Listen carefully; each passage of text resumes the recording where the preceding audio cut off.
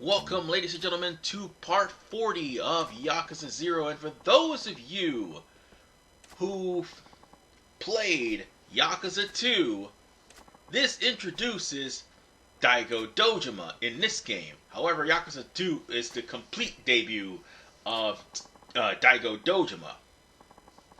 Kiwami 2 is the remake, in case you're wondering. But,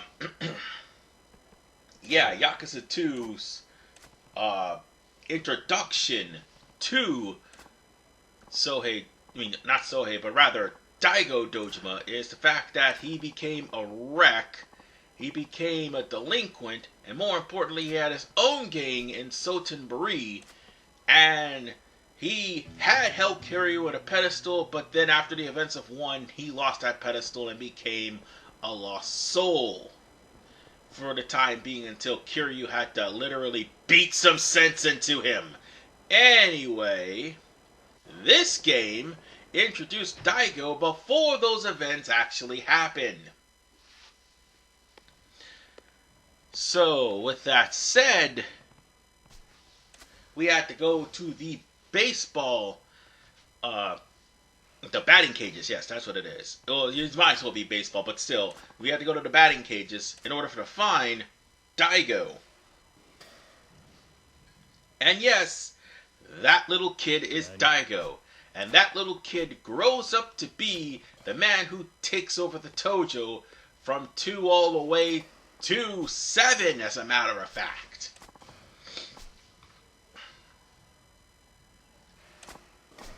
So yeah, this is pretty much his backstory. And his backstory is him being a spoiled little brat. And how bad of a spoiled little brat this guy is, oh, you will see. Because here's the thing. When Daigo said he looked up to Kiryu, he wasn't kidding. However, his father raised him. And, Sohei Dojima, how shall I put this? He's not exactly Father of the Year. In fact, he is by far one of the worst fathers in video game history.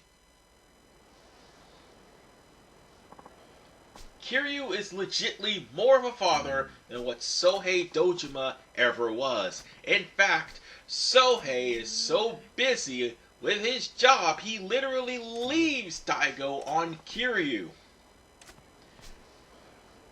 However, he did taught the boy a few things, like for one, being a spoiled brat, and 2, everything in the world is his. All he has to do is mention Sohei Dojima and strike fear in a lot of people's hearts. And to be fair, Sohei is a top name and is a patriarch. And if he was as brutal as many people thought in the past, then yeah, I would definitely be afraid of him. Especially since Shimano's his sworn brother. And that motherfucker is crazy too. So, with that said, you get to hang out with Daigo, and more importantly, you get to play the crane game. If only this was easy with Majima. Because as you can see, the game literally has it to where you can get the damn doll on the first try. What is this horse shit? You all saw me struggle with this damn game with Majima, and now all of a sudden, first try. I give up. I give up. I seriously give up. I only need 1. That's all I need.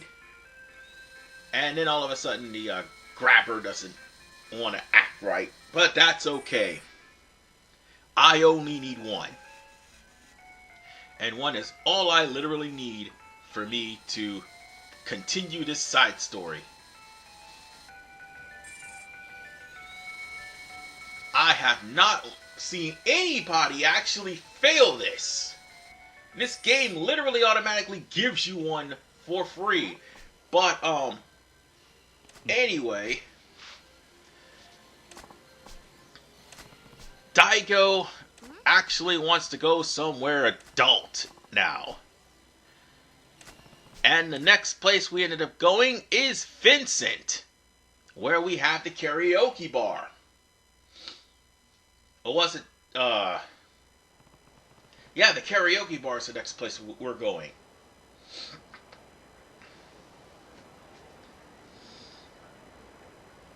So, yeah, oh, right, I was about to say, I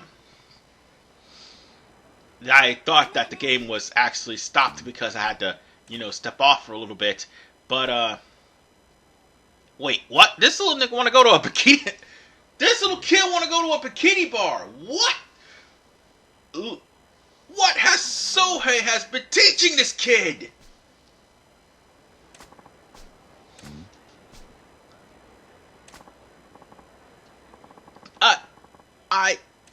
Wait, yo, hold on. Why in the hell would he go to... Sohei is a terrible influence on this little brat.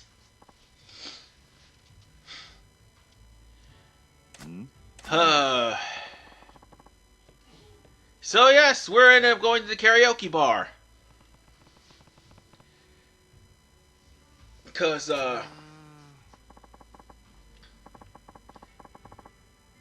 here's the thing.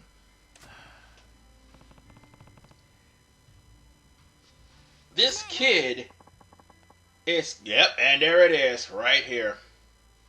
No matter where you go, this basically is going to, haunt everybody as, yeah, he basically just said that, Sohei Dojima is his father, and he's practically doing whatever he wants. As I said, Daigo is poorly raised by Sohei.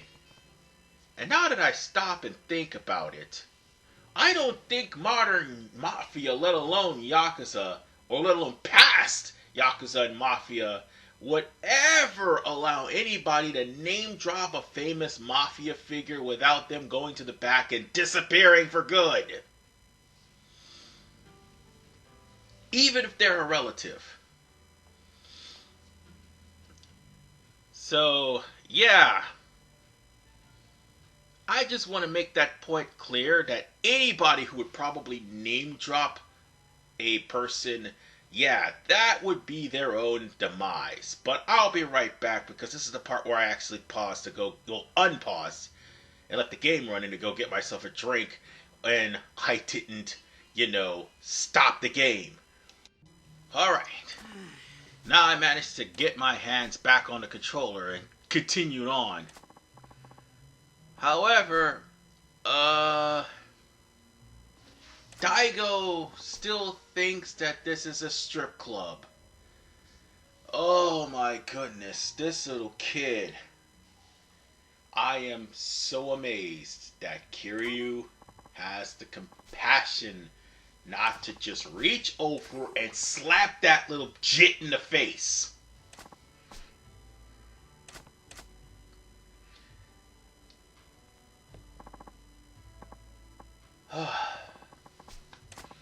Man, I almost broke my cool and went country when this little kid talked about some going to a bikini bar. And now this little brat is asking for female companionship. The man didn't even grow any balls yet. Oh, God forbid. His father spoiled that man rotten. I don't mean to repeat myself, but yes, he is spoiled rotten. And then you look at the events that took place after Kiryu actually gave him the wake-up call in Yakuza 2. that you stop and realize how much of a bad influence Sohei really was on him, and how much of a better influence Kiryu is on him now. So yeah, bear that in mind. Oh. Oh. Oh, come on! That is just mean. The woman actually tried to defuse the situation and tried to actually give you some company, and you treat her like, wow. Sohei must have spoiled this kid rotten.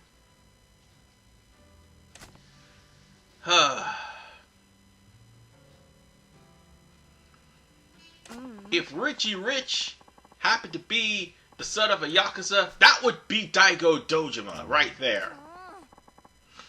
No, even Richie Rich actually had some sort of morals and stuff like that. Yeah, he was a spoiled rotten kid, but at least he gave to people and actually entertained his guest.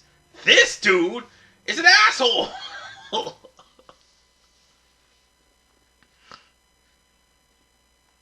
And we're going to ignore the 2003 movie of Richie Rich also, because that was a terrible ass movie. That was a really, really terrible movie.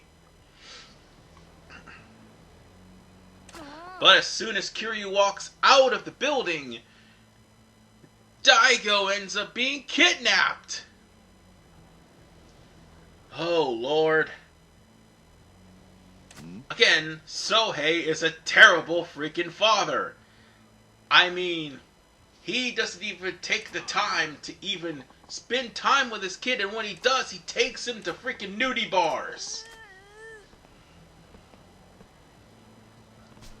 And yeah, he just got kidnapped by what looks like the 3 guys he was hanging out with. And they're not too far away. So let's go on ahead and let's go get those guys. Oh, in case you're wondering about the discrepancy of money, well, me meeting up with Daigo happened after I beat Mr. Shakedown. So that's what happened, in case you're wondering.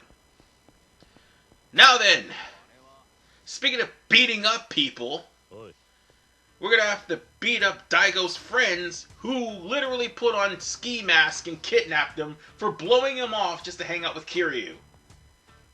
To be fair, they're kind of in the right and also in the wrong.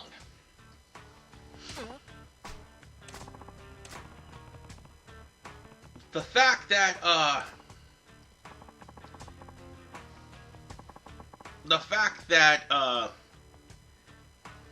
these guys just wanted to hang out with Daigo for his family's name, or just wanted to hang out with Daigo because they're sycophants, yeah, I get that, but they also were invited by Daigo to begin with. So now we're going to have to face off against these 3 little punks, even though they look big enough to be adults.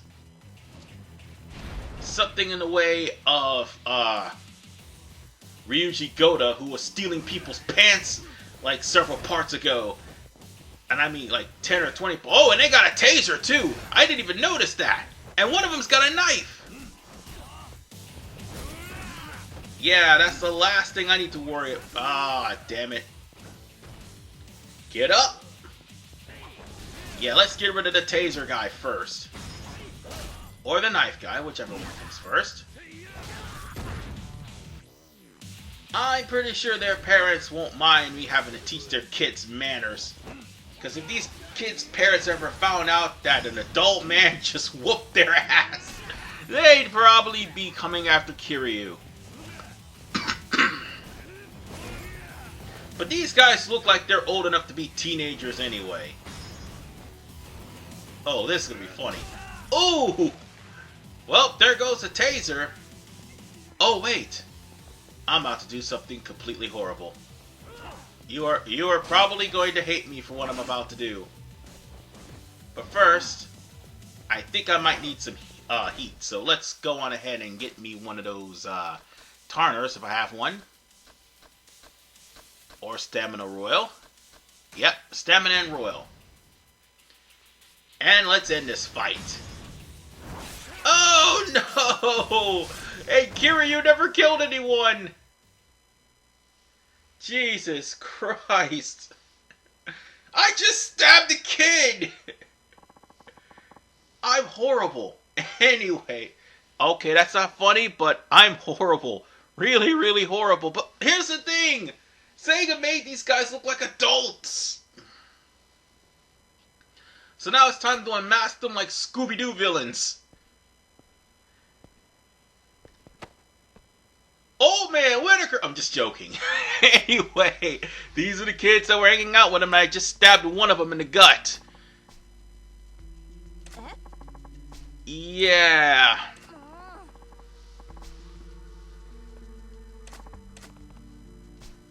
I think they're down for the count. And now Daigo becomes even more of a relentless butthole. By trying to order Kiryu to beat them up while they're down. Something that Daigo would actually learn from his father. Kiryu's the better planet. I mean, not better planet, the better parrot. Yes. Kiryu has been the better parrot, and now he's finally snapped.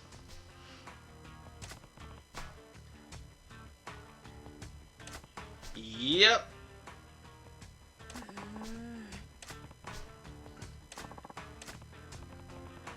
Oh, shit. And he slapped the shit out that kid. Yep. They didn't show the slap, but yeah, Kiryu went there and slapped the shit out that kid off screen. So, oh yes. Kiryu, parent. Or parental substitute, if you will.